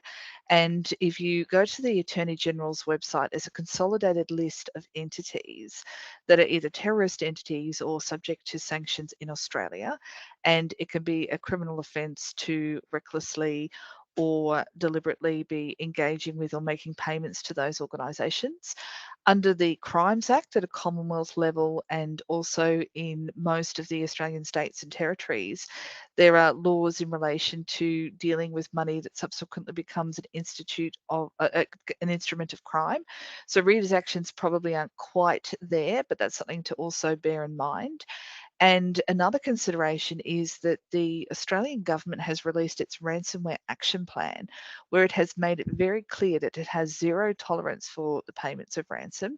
So while you might be able to legally do so if you're able to get around those provisions that I mentioned previously, the government has made it very clear, and there is legislation that is in the works to require organisations to report ransomware payments. So I would be very concerned about how Rita may have got the university into hot water in that sense. Did you have anything that you wanted to add to that, Steph? Yeah, the only other point that I wanted to sort of add was in relation to the due diligence steps that are often undertaken by organisations that are seriously considering engaging with or paying a ransom. And I touched on them earlier, but Rita, if she had done this privately, may have undertaken some similar desktop searches by just conducting searches online. But typically what organisations do is they will engage the assistance of a third-party expert that has expertise in dealing with these threat actor groups on a day-to-day basis and in negotiating ransom demands. And because of their work, they have statistics that can help inform the likelihood of payment of a ransom, the return of a decryption key in exchange for the ransom payment itself, the likelihood that data will be published, and other statistics that would help inform the manner in which you negotiate with a threat actor group. So that was really the only other point I wanted to make in relation to this issue. I suppose there are always pros and cons to engaging with a threat actor group. Of course, there's a huge reputational risk here because of Rita's tweet, and she's really let the cat out of the bag, and it will be difficult for the uni to resolve that from here on. I suspect it's going to give rise to a number of incoming communications to the university itself. Lee, did you want to add something there? I agree with Steph. I think that there is the reputational risk is also one that we need to be very concerned of here. And if we haven't done so already, then we need to be instructing our media or marketing or external engagement team to be preparing an engagement strategy and a statement and FAQs to deal with potential media inquiries, but also internal and external stakeholder inquiries. So that's the other way. The other way that Reed has been very naughty here in taking this action. Just quickly to throw over to you, Shane, just in terms of kind of your insights and your view. Slightly concerning for me that readers got the ability to go onto the dark web. So maybe not surprising in the context of this scenario. And I know that there's been some comments in the chat in relation to that. I mean, people find ways, obviously, but she's gone to an Onion site and she's had the ability to be able to engage in a chat. For those that aren't familiar with how that actually works, it is as simple as that. I mean, obviously, you've got to be able to get to the dark web. Some of the notes provide you with a HTTPS, so a surface web and a dark web link in order to be able to go to a forum to be able to talk to the group. But so she's obviously done that. And then the only other thing that jumps out for me, Ben, and this is more of a post-incident contemplation, but obviously having actionable threat intelligence as part of your program becomes pretty important. I mean, I'd hate to think that any organisation, and I know that Reed is a researcher and not part of the incident response team, but I'd hate to think that any organisation feels like the most appropriate way to arm themselves with actionable threat intelligence is by tweeting about who Revel is, and I don't think that's the case. I haven't seen too many people do that, but it does bring to home the contemplation that threat intelligence and actionable threat intelligence into your security construct is a pretty important aspect on this. And if people don't know what actionable threat intelligence is, then I can sort of explain that. Appreciate that I default a little bit to military terminology at times, given that's the world that I grew up in. Why don't you give us a 30-second explanation?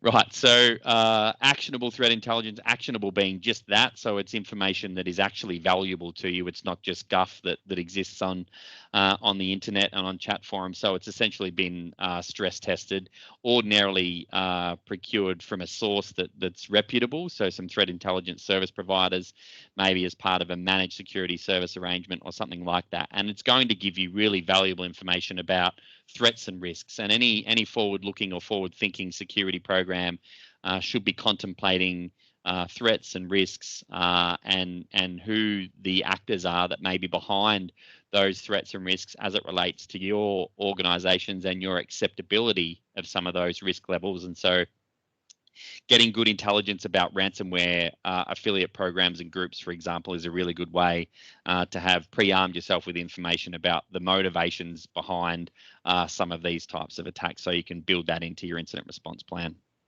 Hopefully I fitted within the time frame there, mate. Just over, but we're friends, so I won't count it against you. Two things I'll just very quickly add is, one of the things that you're noticing here is it's actually a number of the internal people that are creating tensions for you. And one of the things we gave you the option with earlier was what types of comm strategy did you want to have to internal staff and people within the health science network? Interestingly, even some of the largest IRPs and playbooks and those types of process documents I've seen, that is often a blind spot. They'll have meticulous communications for certain third parties, for certain impacted individuals, but the internal people are actually one of the most significant channels that we've got to manage. And in this case here, really the only way that you could have gotten ahead of Rita was some type of communication, some type of warning to her, and some type of engagement so that they knew that you were going to continue to provide information. The other thing I'll say too is that this concept of people publishing tweets about cyber events, it actually happens more often than we like. And in a lot of situations here, one of the big challenges that you've got is the information that you know about the cyber event can become very, very porous very, very quickly. So a lot of the time, the way in which media, different types of third parties become aware, it's not what you're doing at the business continuity group phase. It's not what's happening at senior management. It's what's happening in terms of potential water cooler talk or things that people who might be less senior in the organization do or say, where they just don't have the context of what those types of implications are. So that's the end of this particular dilemma. Now I'm going to run us through these next ones just a little bit faster, so we've got a bit of time for Q&A. But dilemma number 8 that we're going to ask you to do is Michael Potter, who is the head of risk and compliance, who is in the group, has reminded you that there is a policy not to pay any ransom demand unless there are particularly extenuating circumstances, and that paying a cyber ransom may be against the law for some of the reasons that we've covered. There's also no agreed playbook within AIT for how a cyber extortion should be managed. On the basis of what you now know, do you think there should be engagement with the attackers? The options that we'll give you are going to be yes, In this case here, we need to investigate whether there's been any copied documents and if the threat of publication is real. B, no. While we've established that there are encrypted files, we've got good evidence that we can restore the network, the threat of publication isn't something that we need to be worried about. Or C, we're unsure. In this case here, we're going to need external support to make this decision from legal, crisis and forensic advisors. But again, remember, you have a deadline. You're meant to respond to them within 4 hours, or otherwise they're going to start publishing. So this process of getting external advice is probably going to take longer than that. So just throwing this over to people to vote on. And while we're waiting on the vote, Shane, I might give you just a first chance to give any other insights that you've got at this stage. Great, thanks, Ben. Well, what we do know, courtesy of Rita's sort of less than covert threat intelligence escapade, is that there is information that's out there and that is available. So we know that data's in the wild. We know that that's a real issue. And so if you think about the motivations behind why you might engage with a threat actor via the mechanism that they provide you, a couple of those different levers that are going to sort of push and pull you are: how much visibility do you have about data that's in the wild that may be outside your control and the sensitivity of that information? And if you don't know a lot about it, then the negotiation or at least the communication with the threat actor might give you some of that information. And so that might be one thing. The other thing, the other contemplation is obviously this constant battle between availability, return to service, and the eradication of this as an issue, and the speed at which those things can occur, because obviously it's played out fairly publicly on a lot of ransomware issues that one of the reasons that people engage early and pay early, and I'm here to tell you the payment does occur quite a lot, unofficially. Some of the statistics that I see on some of the issues that I work on is that it's easily over 50% and closer to 70% or more of people that are paying ransoms when they're impacted by a ransomware event. The reason that they engage early and pay early is because of the risk of what's occurring to the environment and the availability issues that you're having. Think of the pipeline issue in the US. Think of the Mitre operations that occurred in Australia and overseas most recently. The speed to negotiate, the speed to pay was another driving factor. And so I think there's a lot of moving parts as to why you would negotiate. I think that Steph may provide some insights here, as well as Leah and Richard, around how common it is to be able to negotiate. But certainly it used to be you never negotiated because ransomware was just an encryption issue. But now I'm finding that there's a lot of people that are looking to negotiate, and you probably want to surround yourself with some people that can give you some good advice in that context. Thank you. Leah, I might throw to you next. So right now we've had 60% that have said they're unsure and they want to get external advice. And the second option is B. So 31% have said, no, we shouldn't be engaging, and that the data publication is just a distraction. You're just on mute, Leah. Thank you. I think that we need to look at the issue of not having a playbook here. Organisations now accept that they should have a data breach response plan, and organisations are now generally testing that data breach response plan at least annually. That's great. That's a wonderful development. But organisations also need to have playbooks for these scenarios. And at the moment, ransomware is probably the biggest risk to organisations such as universities, usually with some form of human error that's preceded the ransomware event. It's certainly one of the biggest risks, and the fact that there's no playbook in place and no thought has been given to how we might deal with a cyber extortion event is concerning. That said, we are where we are. I think that I've outlined my legal concerns about making a payment. I will say one thing about engaging with hackers, and that's that some hacker organisations, or some of the organisations behind them, are willing to consider themselves to be hacktivists and are willing to be helpful with organisations that are not for profits. So in some instances, you might be able to say, we're a not-for-profit, we're a charity. Yes, we're a university, but we're here for the public good, and these are the reasons why we should be making a payment in this instance. I don't know how successful that would be in the university context, but it has certainly been successful in relation to some other charities and not-for-profit organisations. So I'm keen to defer to Steph on her experience there. If you've got something, 30 seconds, Steph, do you want to give some thoughts? Yeah, I think just in terms of the practical considerations for engaging with a threat actor group, I think there's a point being raised in the chat as well around understanding what types of data have been exfiltrated in this case. And often the advice that's given to organisations around, do we engage or don't we engage, a lot of that will turn on what information do you need to validate with a threat actor. You can engage with them, but with the intention of not paying the ransom, to collect information that you may need to further your investigation or understand what the primary servers are that have been affected or what the root cause was. You may not obtain that information from the threat actor, but you may obtain bits and pieces that will help advance your investigation. I think the other sort of flip side to that coin is that if you do engage and you string the threat actor along for an extended period, then you run the risk of further unannounced publication of other data that they may have exfiltrated. I had a recent matter in the last few weeks where we had... Sorry, Steph, we're running a bit over, so I've just got to push us through. Yeah, no problem, Ben. Only two final points from me. It's interesting that people have said the threat of data publication is just an distraction. To be honest, we see more organisations pay because of data publication and the loss of sensitive IP or commercial data. So how an organisation as a whole grapples with that. And then the last one from me is, I think this is one where you don't just have to see that type of 4-hour timeline. That's a timeline someone else is imposing on you. You can engage with them. You can work with experts to get longer time. So don't let that be what drives the overall decision that you've got to make here. So that was that particular dilemma. So we've now got dilemma 9, and this is one purely focused on what to do with insurers. So you're trying to decide whether or not your insurers should be advised about the incident and some of the steps that you're proposing to taking.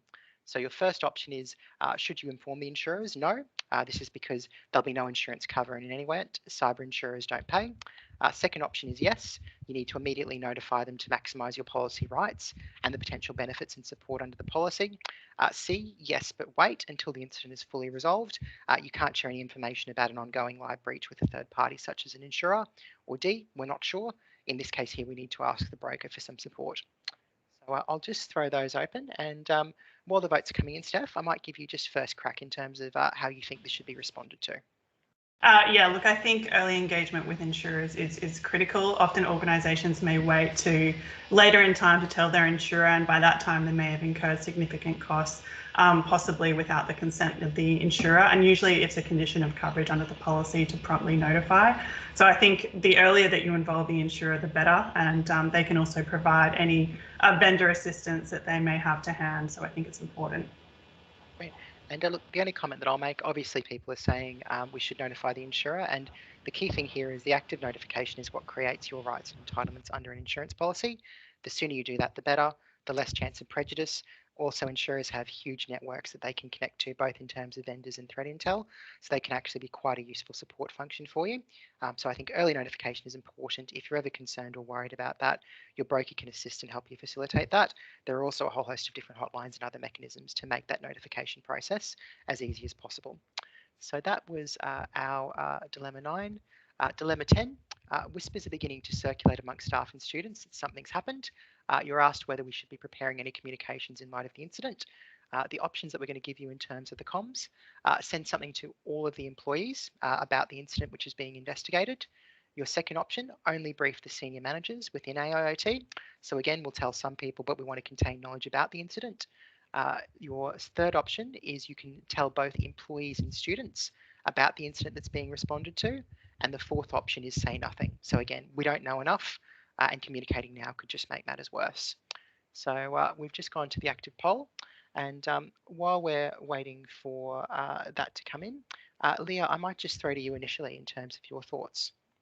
Sure. I recommended earlier in the context of Rita's tweet briefing the media team to develop an engagement strategy and prepare a statement and some FAQs.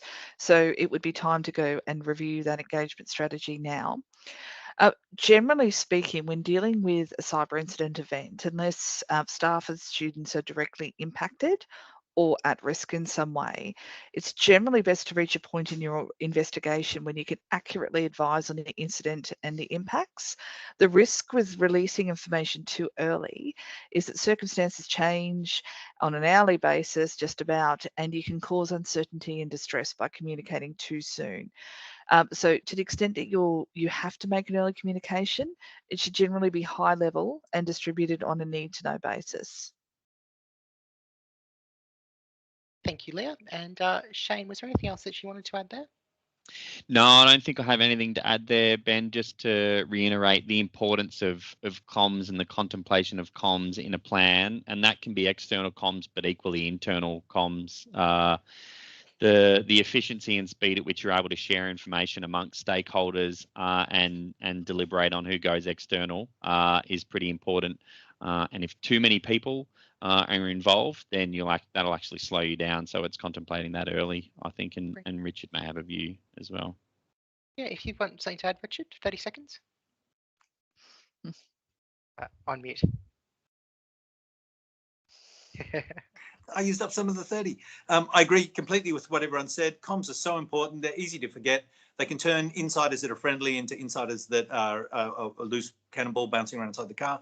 And finally, comms serve this other wonderful purpose. If you write them in advance when you're preparing, when you're doing your plan, and you say, here's the comms we're going to have to set out after a PII breach, here's what we're going to have to send, and you get the VC and everyone to sign off on those, gives them a great motivation to resource you to stop these things happening once they face the reality of what they're going to have to say. And look, the only two bits I'd add is historically most organisations really just focused on communicating to senior management. So there was always a blind spot with the lower level employees. And I think with universities, we've got to take that further because the students are such a key stakeholder, but you're also interacting with them all the time. They'll become aware of these availability issues very, very quickly.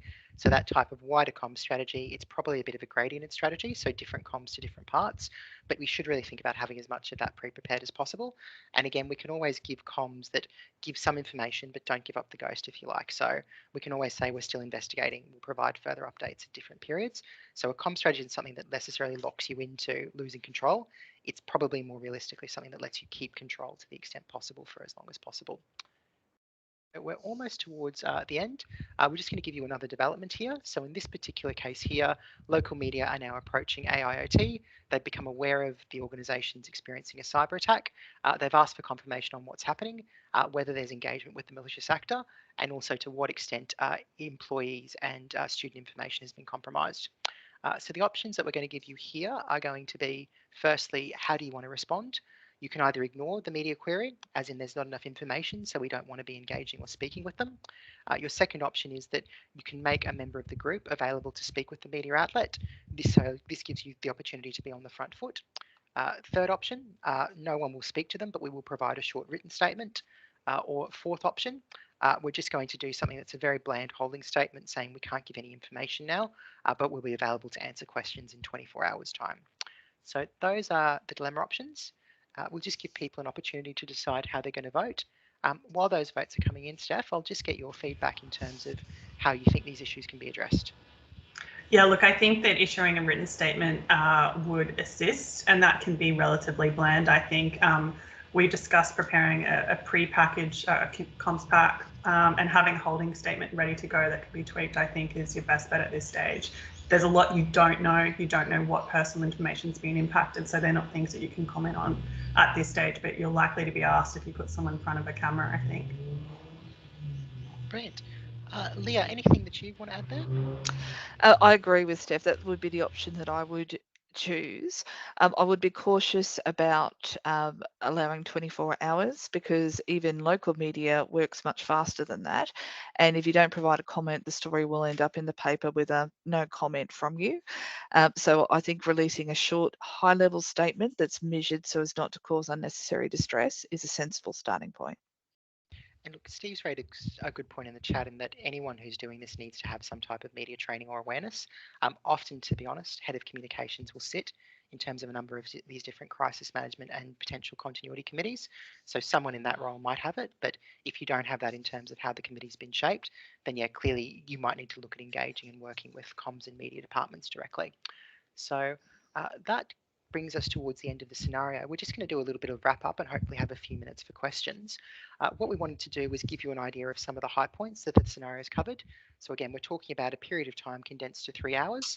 What you've discovered is there are files that have been encrypted. There are offsite backups, but we don't have a clear restoration strategy, and we don't have clear agreement around whether they're safe or what we can do with them. Our internal staff are actually frustrating the investigations, and they're making the containment process much more difficult. Revel has threatened to publish sensitive data, so there is a live publication threat. We can also identify that there might be some forms of external support required, but we're not sure what that is, how we should be engaging with them. We know in this particular case here that there are internal and external stakeholders that are concerned by the incident, including local media. And we've also identified there's a real risk now of both business interruption and reputational harm. So taking those types of issues, we just want to quickly summarise the key points that we've raised here. And just 30 seconds, I'll just throw out to panellists to answer these points. Leah, first one for you. Any concluding thoughts on the idea of paying the ransom? The starting point should be don't. There are legal risks, as we've identified, there are reputational risks, and I think that it is going to become harder and harder to pay ransoms given the Australian government's policy position. That makes sense. Shane, in terms of any interaction that we have with AIoT and the attackers, any thoughts there? Ordinarily some, but what I would say is contemplate it as part of your plans, contemplate the scenarios upon which you would and wouldn't engage so that you've got adequate trigger points, and make sure that you've got enough support and stress testing around that decision, because it does change the direction of the incident from time to time if you do it without contemplating all of those aspects. I think the only thing I'd add is we give this type of pure view sometimes that we never speak to malicious actors or that we can always avoid them. The reality is that's actually quite rare, and there normally is some form of engagement that we're contemplating, particularly if we're trying to understand publication risks and those types of things. In terms of the idea of restoration from tape, Richard, any thoughts or final comments there? Yeah, don't think of tapes as a holy grail. We've seen over and over again over the decades that 40 to 80% of tape restorations fail. Actually about a third of people don't test their tapes and the tape backups. Sometimes the tapes physically fail. Sometimes you get data back and it's not quite right. If you're going to be relying on getting back from tape, then rehearse it like crazy and practice actually doing it, and you'll be horrified by how often it goes wrong. Steph, over to you. Any final thoughts on managing JSON and Reader? I think we talked about having a pre-prepared comms package available, and I think that that should also target internal staff comms, and that may assist with managing those types of issues that I think are likely to crop up. I think the thing we'd add too is, again, just keep your eye on what's happening internally, because again, in this case here, they became some of the most significant impediments to what was your containment and your response process. Leah, in terms of communicating with stakeholders, internal and external, any thoughts there? Put the recipient at the centre of your communication, put yourself in their shoes, and communicate in such a way that you don't cause confusion or distress. So try to be clear and try not to be alarmist in those communications. Brilliant. So the next one that we had was responding to the threat of data exfiltration. I might throw this to you first, Shane. Any concluding thoughts there? Yes, so you need to quickly identify whether exfiltration has occurred, and you can do that technically, or you can do that via either direct or unsolicited communications from the threat actor. But once you know that data has been exfiltrated, it's not good enough to not look at it. You need to understand the sensitivity of that information, because there's a lot of stakeholders involved. There's legal requirements involved around the Privacy Act, and I'll let the lawyers talk about that. But you ordinarily cannot get away with analysing that data, even if you pay the ransom and the threat actors say that they're going to delete that information. I don't know that I'd necessarily rely on them staying true to their word. Anything that you want to add there, Richard? Yeah. You really, just endorsing what Shane says, you really want to know what they've taken, and you can't often know what they've taken.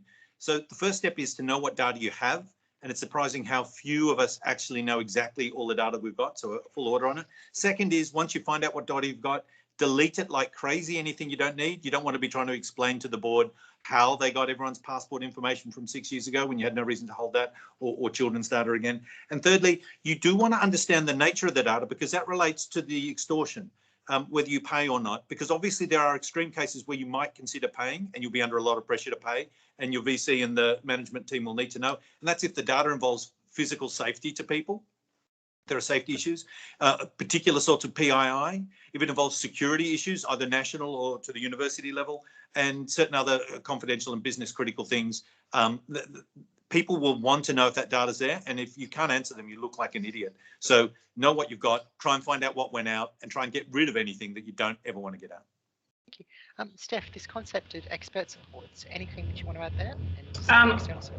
Only that I think the first 24 hours of any incident are critical. So I think leveraging from those experts, if you have them available through your cyber insurance policy or via your incident response plan, I think would be incredibly helpful, even if it's just to provide, some preliminary guidance in those first stages. Thank you. Just in terms of dealing with insurers, most people answered this, but I think early engagement is key. Get support from your broker or otherwise, and also the insurance process and the insurance panels, they can really provide added support to your own resilience in your incident response playbooks and so forth. So you really should be thinking about how you're going to engage with insurance in part of that wider preparatory phase. And it's really good where you're doing tabletops to bring in elements of insurance, and also in terms of how the IRPs and so forth are drafted. Leah, I've left an interesting one for you, which is any concluding thoughts on the regulatory requirements? Yeah. Yes, yeah. Look, for universities, we've discussed a number of legal risks today, and we're not quite as heavily regulated as the financial services sector just yet. But there have been a number of regulatory changes and legal changes in recent times that mean that we can't ignore these issues. So the guidelines for countering foreign interference in the university sector had a cybersecurity module, and there's an update under development. So we need to be complying with that. Any universities that are conducting defence research need to be uplifting to baseline compliance with the Defence Industry Security Protocol. And if you're currently doing that, you have my best sympathies, because it's a complex process. And then the Security Legislation Amendment Critical Infrastructure Bill, affectionately known as the SOCI Bill, is currently before the Senate, but if passed will introduce positive security obligations for critical infrastructure assets, which is slated to include universities. So watch this space. And I think the two things that I'll add is, because all of that legal and regulatory space is moving, this is one where even if you looked at this a year ago, you will have very different answers in terms of how you think about it. And again, we've got the open discussion paper at the moment on the Privacy Act. All of that looks like it's going to shift in the next few years from an enforcement perspective. So from the university organisational side, you're going to have to keep revisiting this, and it's going to be a situation of there are multiple different elements of the law that you're going to have to bring together and navigate. What I just wanted to finish on, I guess, was the concept of how prepared was AIoT. And I might throw this to you first, Steph. Any thoughts there? Yeah, look, I think there's probably some room for improvement. I think there are sort of three things that come to mind. Firstly, there hasn't been any engagement with the insurer. There was no decision-making framework for engaging with threat actors that had been prepared previously. And finally, the comms package, having that pre-prepared as well, I think would put the university in a better position. Anything you wanted to add, Shane? No, I mean, being born of the military at the start of my career, Ben, I'm a massive advocate for plans and pre-planning. And I saw a lot of that in the chat as the scenario was unfolding. I go back to my Navy days. Would I take a warship off a wharf in Sydney if I didn't have a plan and plan for the worst to occur? No. So I don't know why we don't contemplate cybersecurity in some of the same ways. Great. Thank you to everyone. We initially wanted to have a bit of time for questions, but as there's only a few minutes left, I might just invite anyone, if you've got questions that you want to ask anyone on the panel, please reach out to us. We're very, very happy to continue having discussions or answer any concerns that you might have. Two concluding thoughts from my mind. What we've really tried to do is give you an idea of how tabletops can be of huge assistance to the organisation. One of the things that I want to leave you with is the idea that you as a university know about your unique exposures and challenges. It's really important that you have something that's fit for you. If I was to give you a tabletop for an ASX 100, we wouldn't play with any of these things. Your stakeholders are unique. How your environment's set up is very, very unique. And it's really important that you have some of these things that are fit for purpose. Second thing that I would say too is we've tried to to show you that there are lots and lots of different issues that you've got to think about that have a whole host of different business impacts. You need to have that diverse group. You need to have those diverse discussions that occur within the business, whether there's some type of steering committee around cybersecurity and incident response, whether you tie that into the CMT or the IRP processes. But again, have a very, very wide view. And I suppose one last thing I'll say too is what we tried to play with here is just the huge amount of tension that an IT team's under for a major cyber event. A large part of our role across the whole of the organisation, across the whole of the university, is supporting them, giving them the right level of support that they need to do what they need, but also making sure that they don't feel overwhelmed and that we can actually be an active partner in the process. So look, that was everything we had for this session. Thank you so much for everyone that's attended. Very much welcome feedback or comments, and I think we'll probably just share something with you after the event. If you've got any other follow-up questions or things with us, please thank my speakers. They're an amazing cross-functional group. It's an absolute pleasure to be able to be involved with them, and I thought their insights today were just brilliant. And in terms of just some wrap-up from the AUSCL side, we'll see that this is just a slide around AUSCL, our mission. Again, it's to be an interdisciplinary think tank promoting sustainable law, technology and society through engagements with education, policy and networks. Please feel free to sign up to our publications. Please be involved in events. If you're ever interested in supporting or coming on to some of the committees and the working groups, we're always after new faces. And we've also got a number of upcoming events. So you'll see there's an Indigenous Knowledge Database tonight at 5 p.m. There's one on quantum and the law on the 4th of November. We're also pleased in that Paul Fletcher is doing a session on his new book, Governing in the Internet Age, which Lyria Bennett-Moses will be coordinating for us. And then also on the 2nd of December, we've got an event focusing on breaking chains and combating modern slavery. That was everything that we had. Thank you again so much for your patience. And I don't know if you're there or not, but if you are, can we give a virtual clap at least for the excellent panelists? Brilliant. Thanks, everyone. We have a number of virtual claps. Thank you, guys.